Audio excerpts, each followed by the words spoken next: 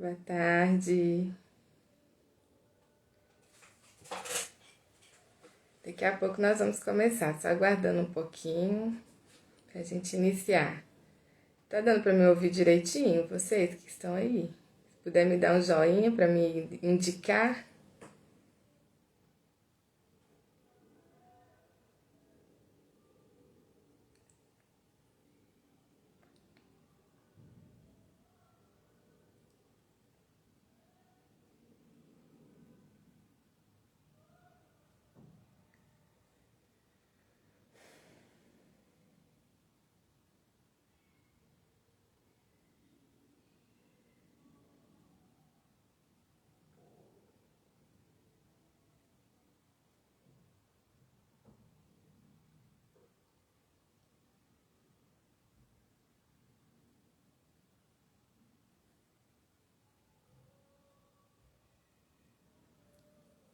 Boa tarde. Estou aguardando só um pouquinho para começar a apresentação, tá bom? Do e-book.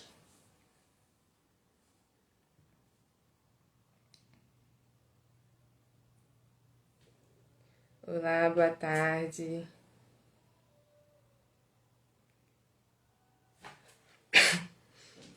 Tá dando pra me ouvir direitinho? Vocês que entraram agora? Me dá um joinha aí só pra me sinalizar.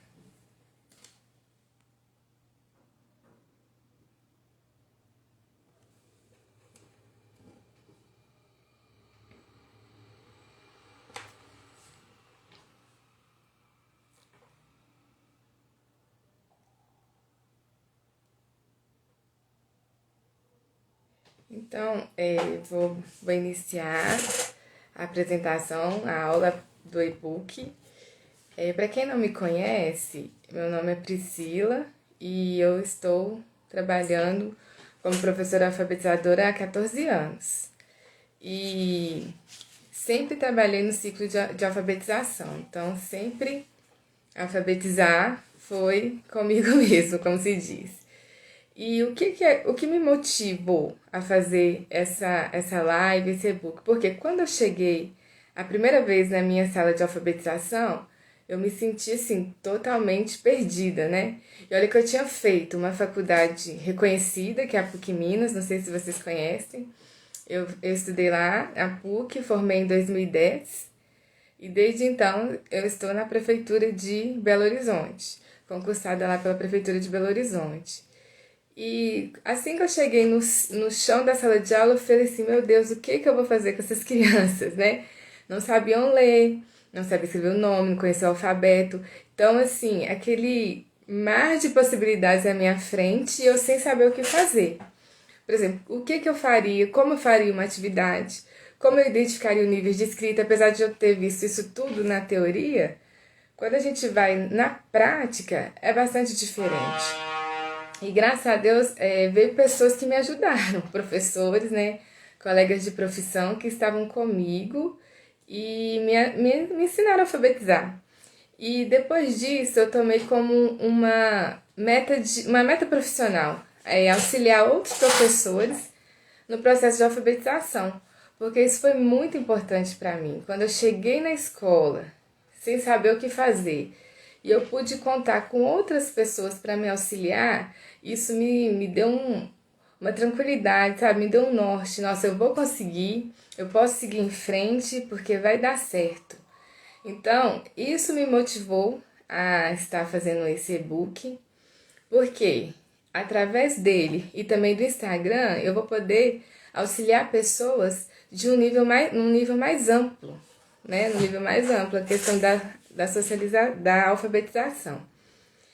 Então, hoje eu quero mostrar para vocês o e-book. Nesse e-book eu coloquei os 14 anos da minha prática pedagógica na alfabetização estão nesse e-book. Eu fiz com muito carinho e espero poder estar contribuindo com a prática de muitas pessoas, tá bom? E no finalzinho eu vou falar uma surpresinha para quem adquirir esse e-book agora pela live, tá bom? Então, o que vai conter nesse e-book? Né? O que vai conter?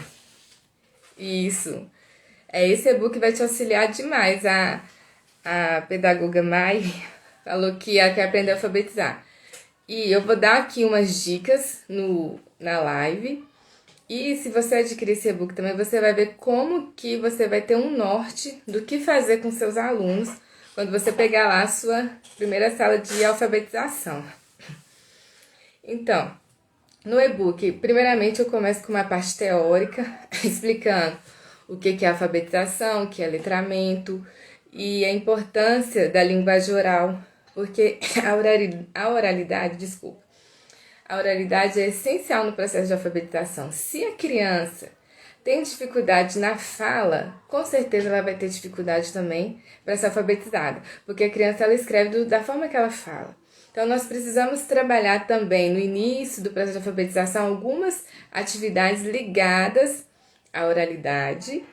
E se a criança tiver alguma dificuldade na fala, língua presa, trocar letras, nós precisamos conversar com a família para que indicar o tratamento como a fono. E para poder auxiliar essa criança no seu processo de alfabetização, porque senão vai ficar agarrado. Gente, eu tenho um bebê e ele tá passando aqui fora. Vocês estão vendo o gritinho, né? Desculpa. O bebezinho tá aqui passando aqui fora. Eu tá com a avó para eu poder conversar com vocês um pouquinho. Vamos retornar aqui. Eu estava falando sobre o processo da oralidade, né? Isso. Então, a oralidade é essencial no processo de alfabetização. Se a gente não nos atentarmos para isso no início do ano, porque quando a gente chega lá na sala de aula, a gente conversa com os meninos, a gente conta história, a gente ouve os relatos deles, a gente perceber algum problema na fala, a gente já conversa com a família, indica a fono para poder auxiliar essa criança no processo de alfabetização, ok? Então, tem uma parte no e-book que fala sobre a oralidade, a importância do desenvolvimento da linguagem oral. E depois eu falo um pouquinho sobre alguns teóricos que embasam muito a nossa prática na alfabetização, né? Que é o Piaget, o Vygotsky e a Emília Ferreira. Então, eu dou uma pinceladinha, um pouco da teoria deles, a importância deles no processo de alfabetização, tá? E logo depois eu começo a falar dos métodos, né? Porque são vários métodos de alfabetização que existem, né? E eu coloquei no e-book, eu não coloquei todos, eu coloquei alguns que eu percebo que estão mais presentes nas escolas, pelo menos na onde eu passei esses anos, né, várias escolas que eu trabalhei, esses métodos eu percebo que os professores trabalham mais com esses métodos, que são o fônico, o silábico, o global e o construtivismo. O construtivismo, na verdade, não é um método, né? Mas acabou que na escola ficou sendo trabalhado como se fosse um método, mas não é. É uma teoria, né? Do desenvolvimento da criança na questão da aprendizagem. Mas eu falei um pouquinho do construtivismo também. Por quê? Nós, a partir do nosso contexto na sala de aula, que nós vamos definir qual método nós vamos trabalhar. Porque eu vou ver a partir do meu contexto qual a necessidade do meu aluno. Porque às vezes um aluno aprende mais com fônico, outro com silábico, outro com global. Eu posso trabalhar todos eles juntos, não tem nenhuma barreira de fazer isso. Nós podemos trabalhar com vários métodos numa sala de aula. Como se chama a criança que copia, mas não reconhece as letras e não sabe ler, dislexia? Aí pode ser, pode ser um dos motivos, mas não o único. Então, essa criança precisa o quê? De uma avaliação, né? Médica, de outros profissionais, para a gente poder estar dando um diagnóstico para ela. Porque no caso, nós como professores, nós não podemos dar diagnóstico. A gente aponta para a equipe médica a situação da criança, né? Mas aí é os médicos que vão nos dar esse embasamento. O que essa criança tem para a gente poder trabalhar com ela, ok? Eu estava falando sobre os métodos, né? Então, no e-book eu coloquei as vantagens e as desvantagens de cada método, porque aí você vai poder avaliar. Esse aqui para minha sala de aula é legal. Esse aqui já não é tanto, por causa do contexto da minha sala de aula, dos alunos. E aí você vai poder definir ali o método melhor para você trabalhar quando você lê e conhecer as vantagens e as desvantagens desses métodos que eu falei, ok? Como eu disse, eu não coloquei todos os métodos de alfabetização, eu coloquei somente esses 3 que eu vejo que são mais trabalhados na escola. E eu tô falando assim, se você tiver alguma dúvida, você pode estar mandando, igual a pedagoga Mike tá mandando pra nós, não tem problema, tá bom? E o outro capítulo do e-book eu vou falar sobre as práticas pedagógicas em sala de aula. Aí eu já vou pra prática mesmo.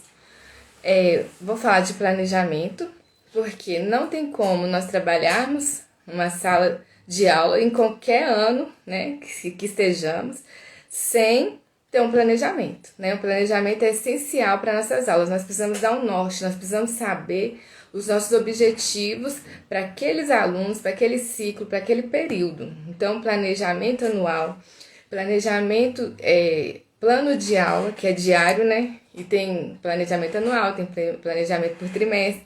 Cada escola trabalha de uma forma. Por exemplo, na minha escola a gente trabalha um planejamento anual, mas nós dividimos por bimestre, por trimestre, são 3 trimestres. Então a gente coloca lá, primeiro trimestre isso, segundo isso, terceiro isso, mas é o planejamento do ano que nós entregamos. E o planejamento de aula é diferente, o planejamento de aula que a gente vai fazer no dia a dia. O objetivo, os conteúdos, o desenvolvimento, como que eu vou avaliar, qual o material que eu vou estar usando nessa aula que eu planejei. Então esse é o planejamento de aula. Eu coloquei alguns itens essenciais que precisa ter no planejamento. Desculpa. Vou beber uma água. Mas não são os únicos. Tem escola que define o que ela quer no planejamento. Então, depende da escola que eu vou estar trabalhando. Mas, essencialmente, o planejamento tem que ter algumas coisas. Objetivo, desenvolvimentos, conteúdos, né? Eu coloquei também, no final, vou contar pra vocês, que tem os planejamentos de aula. Vou deixar mais pro final pra contar.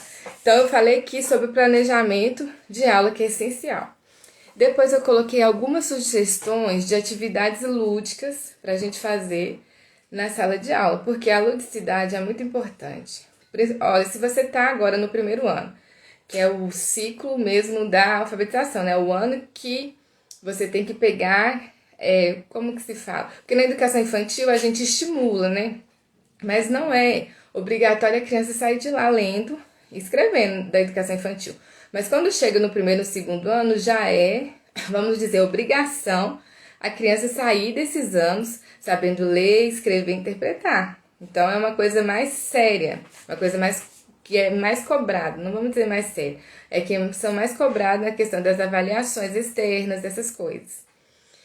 E aí, a ludicidade, como ele chega da educação infantil, e lá a educação infantil trabalha muito com o lúdico, que é essencial nessa faixa etária, a criança tem que ser estimulada através de brincadeiras, a educação infantil faz isso muito bem, tanto brincadeiras livres como brincadeiras dirigidas, são essenciais nesse processo, vamos dizer, pré-alfabetização. Para quê? Quando a gente chega lá no primeiro ano, nós devemos continuar com atividades lúdicas. Nós não podemos parar com isso, mas de uma forma bem planejada, né? Não que na educação infantil não seja, mas nós devemos focar nos objetivos que nós queremos para essa brincadeira que estamos fazendo. Deu para entender o que eu quis dizer? Então, eu sugeri ali algumas atividades que nós podemos fazer na nossa sala de aula que vão ajudar no processo de alfabetização de uma forma interessante, que o aluno vai se engajar, que o aluno vai interessar, que o aluno vai gostar daquela aula, vai participar. É totalmente diferente. Porque tem coisas que a gente tem que fazer na sala de aula, por exemplo, a escrita. É essencial, nós temos que trabalhar a escrita com os alunos todos os dias na alfabetização. Mas já é uma atividade que os alunos não gostam tanto, né? Mas que é necessária. Eu sempre falo com eles, gente, a gente não faz só aquilo que a gente quer na vida, né? Às vezes a gente faz o que não quer também. Mas aí a gente tem que mesclar atividades que chamam a atenção dos alunos com essas atividades que a gente tem que fazer, mas que não são tão interessantes para eles, né? Então a gente tem que fazer esse equilíbrio na nossa aula.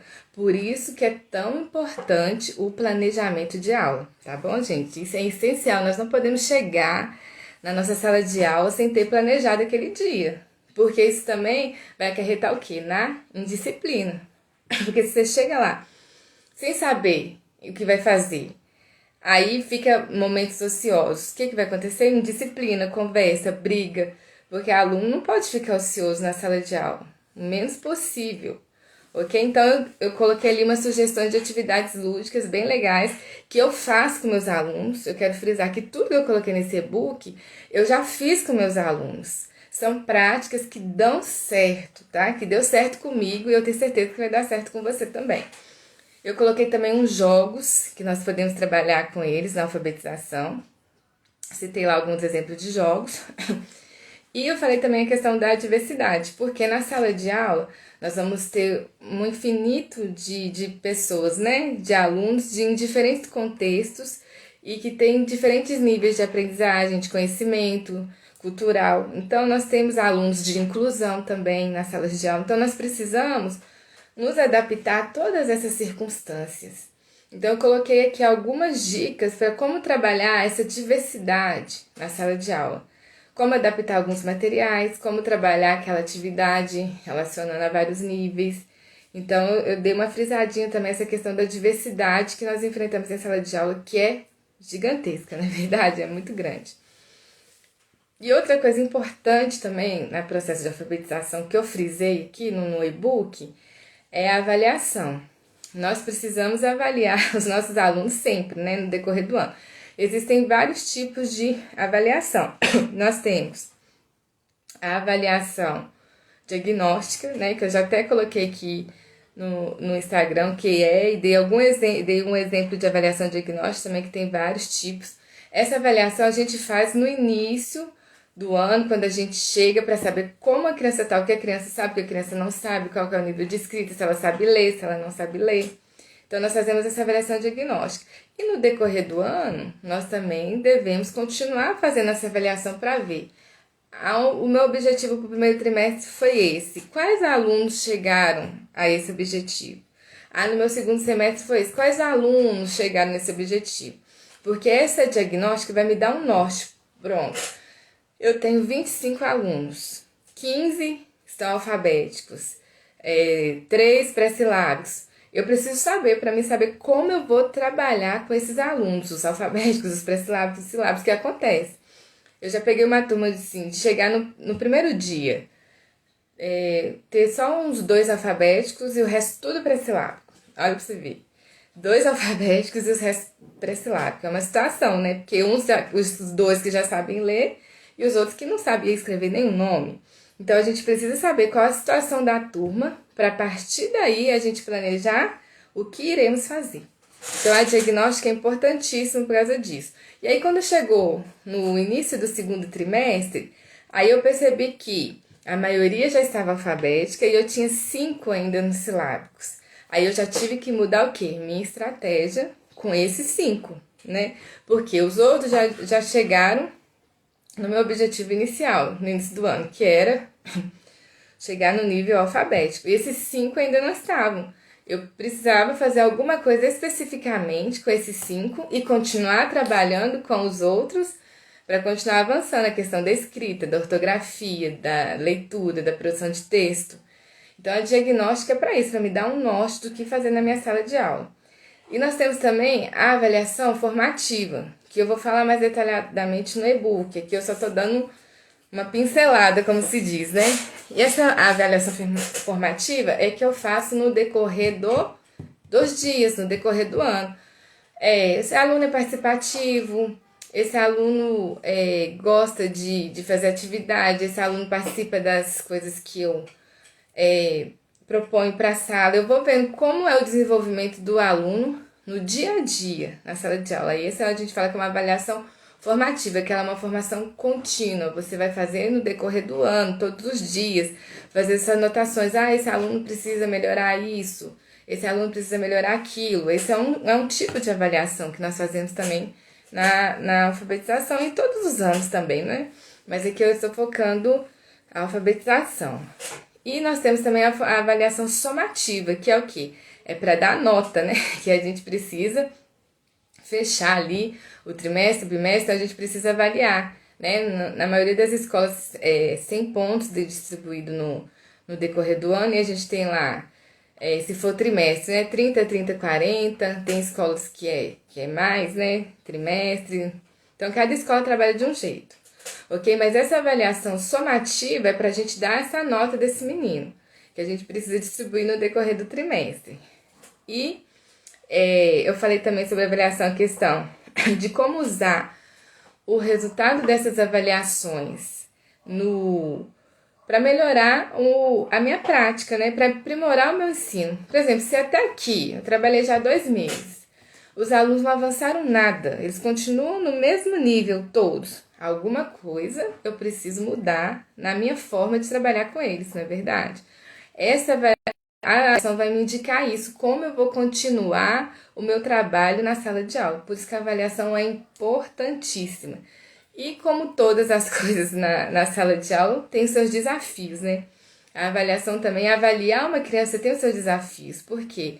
Não tem como a gente padronizar todas as crianças, né? Uma prova ali não vai padronizar.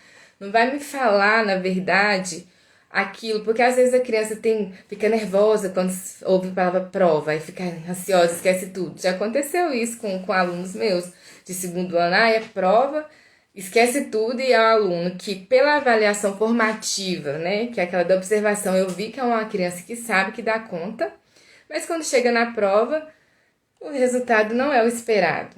Por quê? Porque a avaliação é um processo desafiador. Então, nós precisamos ter um olhar atento a cada criança para a gente fazer a nossa avaliação de uma forma geral, né? Então, a avaliação tem os seus desafios. E também eu foquei, gente, aqui uma coisa hiper mega importante que eu aprendi na minha prática, é o quê? A participação da família no processo de alfabetização. Sem a família, a gente não vai fazer um trabalho totalmente de sucesso, né? Lógico que a gente vai fazer o nosso melhor, os alunos vão avançar, mas quando a gente tem a família do nosso lado, o trabalho é totalmente diferente. Então, eu coloquei aqui também um capítulo no e-book falando sobre isso, sobre formas de envolver a família no processo de alfabetização. Como eu vou chamar essa família para mim? A família tem que ser aqui, ó, minha companheira, né? Não uma pessoa, por exemplo, que eu não quero que esteja perto de mim, não. Eu quero a família do meu lado, eu quero a família perto de mim. E quanto mais a gente conseguir conquistar os pais, as famílias dos nossos alunos, mais fácil vai ser o nosso trabalho. Pode ter certeza disso. Então, foque nisso também. Eu vou dar aqui tenho umas dicas aqui de como fazer a família se aproximar da escola, porque é importante essa parceria. E falei também um pouco sobre os usos da tecnologia, né? Não tem como a gente fugir disso, né? Porque hoje os meninos já nascem praticamente com o celular na mão. A gente vê crianças muito pequenas com o celular já. Então já é um costume, já virou, vamos dizer, um hábito, né? Os meninos desde cedo estão lá participando das tecnologias. Obrigada, Lídia. Apaixonada com o seu trabalho, muito obrigada. E nós precisamos o quê? Usar essa estratégia para nós, né? Por exemplo, lá na minha escola nós temos uma sala de informática e nós temos também tablets que nós podemos disponibilizar aos alunos. Então, nós temos vários aplicativos que a gente pode trabalhar com eles e eles amam. Na sala de informática, na mesma forma, tem vários programas, vários aplicativos que vão incentivar a alfabetização, questão de escrita, questão de sílaba, questão de letra. Na matemática também tem umas coisas fantásticas que nós podemos trabalhar. Então, nós devemos usar a tecnologia para nosso favor, ok? Então, eu coloquei algumas sugestões de programas, de aplicativos para a gente poder usar em sala de aula. Coloquei também alguns desafios, né, que a uso da tecnologia na escola nos acarreta também. Nós precisamos estar atentos, né, e fazer uma conscientização também dos alunos em relação ao uso dessas tecnologias. E obrigado, psicóloga Glicilene. Muito bom, muito obrigada. E falei, completando aqui a questão do uso das tecnologias, que nós devemos utilizar isso ao nosso favor. E para concluir, tem os anexos. Lá tem 10 planos de aula prontos para vocês usarem na sua sala de aula. E lá também os planos de aula têm as habilidades da BNCC. Importantíssimo, porque além da BNCC tem outros, lógico, Mas a BNCC é um norte para o nosso trabalho. Lá nos mostra as habilidades que cada ano precisa ter. Então, nós devemos nos nortear, sim, pela BNCC. E lá eu já coloquei algumas habilidades para nós trabalharmos, que estão sendo trabalhadas naqueles planos de aula, nos 10 planos de aula que tem lá, para você prontinho, é só colocar em prática. Ok? E temos também algumas sugestões de leitura para o primeiro ano, porque trabalhar, gente, também com histórias é essencial no processo de alfabetização. Nós podemos deixar nossa prática muito mais rica através da literatura, que é uma coisa que as crianças amam muito, é a história. Então, nós devemos sim tomar posse da literatura também na sala de aula. Então, eu dei algumas sugestões de livros e alguns recursos e links lá também para você estar utilizando na questão das tecnologias. Ok? Então, dito isso, eu falei resumidamente, pincelando aqui, o que você vai ter no e-book, tá? Como esse e-book vai te ajudar. Como eu disse, eu quero frisar. Esse e-book, eu coloquei os 14 anos de sala de aula que eu tenho nele. Tudo que eu aprendi, tudo que eu faço está nele. Eu não coloquei lá nada que eu nunca fiz. Então, eu sei que dá certo. Dá certo, os alunos são alfabetizados. E são coisas que eu queria muito ter sabido quando eu cheguei para alfabetizar, né? Que eu fui aprendendo no decorrer ali dos anos. Porque se eu pego uma turma de alfabetização e não sei alfabetizar, o que acontece? Esse aluno vai acabar ficando com uma defasagem ali no processo de alfabetização dele. Então, quando não é uma coisa que relacionada a mim, que são coisas, a dificuldade de aprendizagem, de fala, tudo bem, mas se é em relação ao meu conhecimento, eu preciso correr atrás, né? Eu não posso deixar que o meu aluno seja prejudicado por uma falta de conhecimento meu. Eu preciso ajudá-lo, eu preciso pesquisar, eu preciso estudar, eu preciso fazer. Por quê? Essa criança necessita ser alfabetizada, ok? E esse e-book eu tenho certeza que vai te ajudar, porque eu já fiz e dá certo, tá bom? Eu quero mostrar para vocês agora um dos planos de aula que tem no e-book, ok? Olha aqui, esse aqui é um dos 10 que tem lá.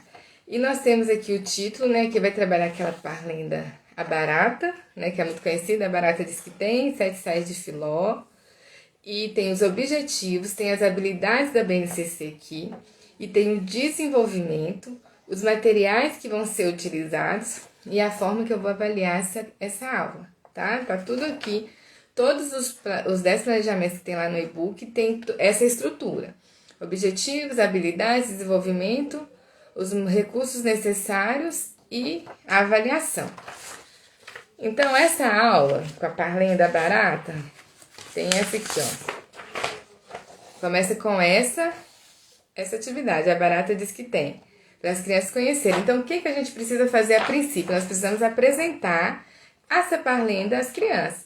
Então, é interessante a gente fazer o quê? Um cartaz com essa parlenda, com letra caixa alta, né? Que a gente fala caixa alta, mas a letra bastão, aquela letra grande.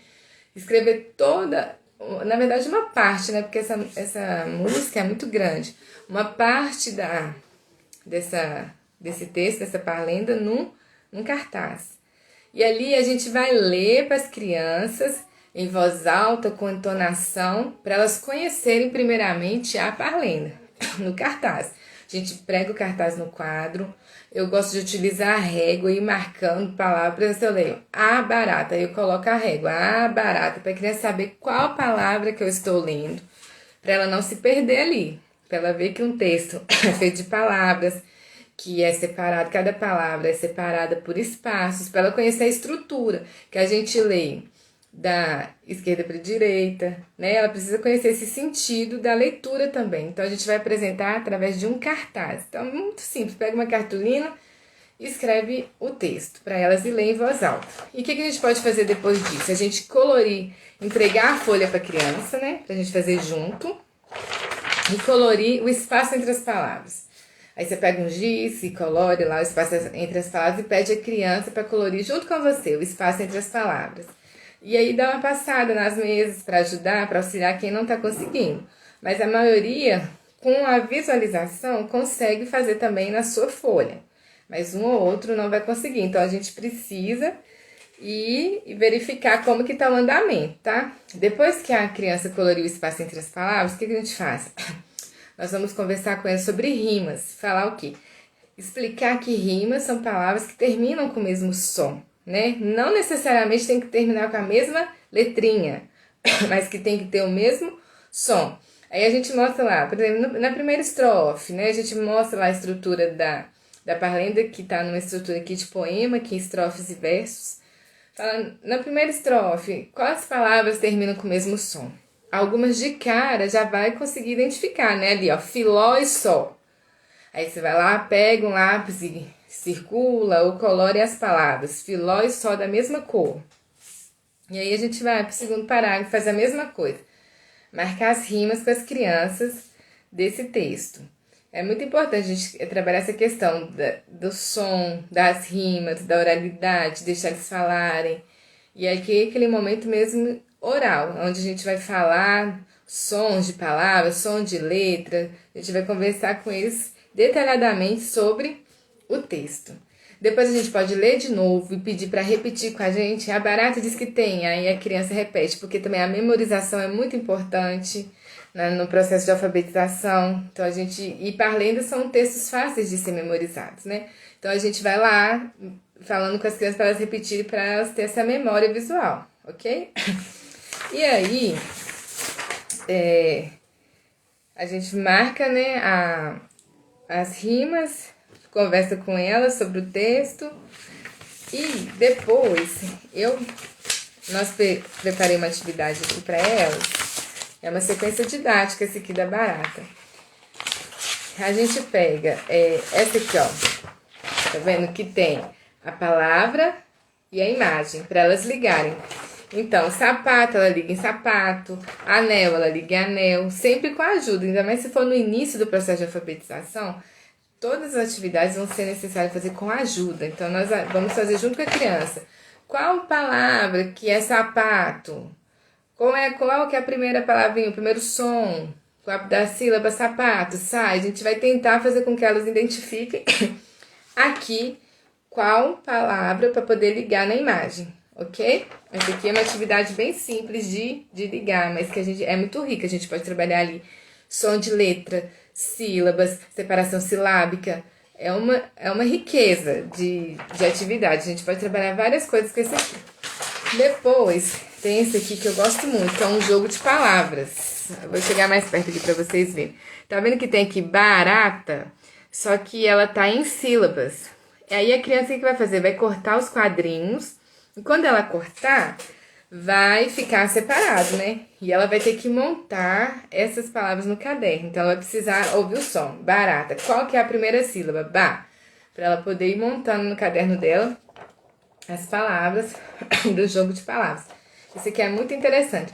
E no final, as crianças que não conseguem, eu escrevo lá no quadro para elas poderem estar fazendo no caderno. Mas, a princípio, a gente deixa elas sozinhas. Elas deixam elas experimentar, né? Deixa elas ver o conhecimento delas. E a gente pode também e aí perceber como que tá a sala. Os alunos que já conhecem o som das letras, que já perceberam que a escrita é a representação da fala. Isso é importantíssimo, a criança ter noção disso. Então, também é muito rica essa atividade aqui, ó.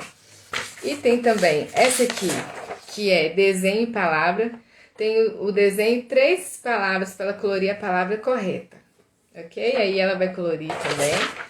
E essa aqui, ó, de separar em sílabas, tá vendo que as palavras todas têm 3 sílabas e tem exatamente 3 quadradinhos para elas colocarem as sílabas. Isso aqui, no início da alfabetização, é importante para elas terem já a noção de quantas sílabas vai ter as palavras. E aqui é para fazer o desenho da barata, porque desenho também é muito lúdico, eles gostam muito de desenhar. Então é importante sempre dar um espaço para eles desenharem. E eu coloquei aqui no plano de aula, eles fazerem uma parlenda. Então, depende do nível da que sua turma se encontra. Se são alunos que já dão conta de escrever e ler, você pode tentar deixá-los fazerem umas 3 frases sozinhos, uma parlenda deles. Ou então, a gente pode fazer um texto coletivo também, que é muito rico, né? O texto coletivo, o professor vai ser o escriba, né? E aqui você vai fazer junto com as crianças o texto no quadro, e as crianças depois vão copiar no caderno. ok? Então essa aqui é um dos planos de aula que tem lá no e-book, ok? Dos 10 que tem lá, eu separei são todos planos de aulas mais lúdicos para você estar trabalhando com a sua sala, ok? Então, até aqui eu falei o que você vai encontrar no e-book. E eu quero saber se você tem alguma dúvida, se você quer compartilhar alguma coisa da sua prática, alguma dificuldade que você tem na alfabetização, alguma dúvida sobre o e-book. Fala aí pra mim nos comentários se você quer saber alguma coisa que nós vamos estar compartilhando aqui.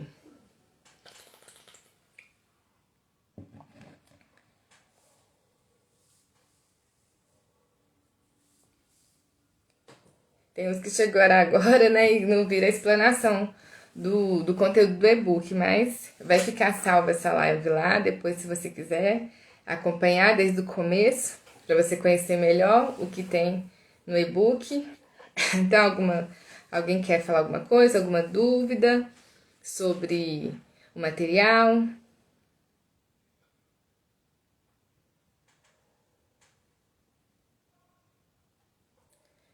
Ok, então.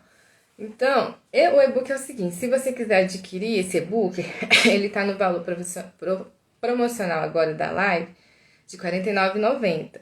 E o link tá lá na bio para você clicar lá e já adquirir.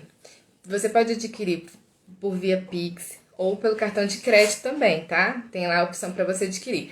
E se você adquirir, se você conhecer o e-book através dessa live e adquirir ele, entre em contato comigo que tem um presente para você. Eu vou te dar uma sequência de atividades de alfabetização com mais de 100 folhas para você estar trabalhando junto lá na sua sala. Deixa eu ver se eu pergunto. Eu faço estágio como estagiário e fico sem saber o que você sabe. Alunos do 7º ano que não sabem ler, mas sabem copiar é complicado. Eu sou estagiária na educação especial. Vejo os alunos assim. É. 7º ano já realmente é muito complicado, porque 7º ano, já, o ciclo de alfabetização já passou, né? O ciclo de alfabetização ali até o 3º ano. E esses alunos que você fala do 7º ano são os que são de inclusão ou outros alunos? Para me entender melhor a situação. Esses que não sabem ler.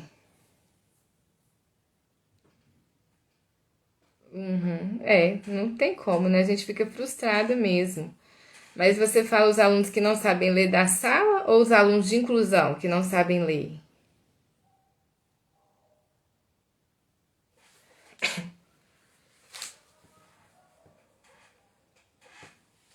Porque se for os alunos de inclusão, realmente a gente precisa ter um trabalho específico com eles. Não só a gente, né? Eles precisam de outros atendimentos também, que é os médicos que vão estar nos orientando quais profissionais essas crianças precisam para ter o atendimento, para conseguir avançar no processo de alfabetização.